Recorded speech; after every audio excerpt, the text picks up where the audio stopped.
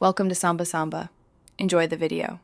You begin by confirming prerequisites: an EA account, a Twitch account, and two-factor authentication enabled so you can approve logins quickly. Once done, sign into your EA account on e-com or the EA desktop app. Make sure the browser session is active. Next, open Twitch in the same browser and log in there too.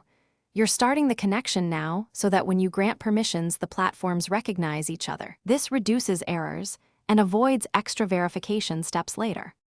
You now move to authorization. In EA account settings, choose Connections and locate Twitch. Click Authorize to open the Twitch consent screen. Read the scopes so you know what data is shared, then accept. Once connected, return to EA and configure what's linked. Enable profile linking, game broadcasts, and event or drops permissions as needed. Make sure to save changes.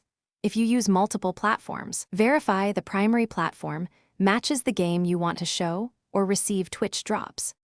You finish by testing the connection. Start a game session and check Twitch for linked features like extensions or drops activation. If it doesn't work, unlink and relink from both EA and Twitch accounts to refresh tokens. Once done, make sure your game platform and privacy settings allow cross-platform links.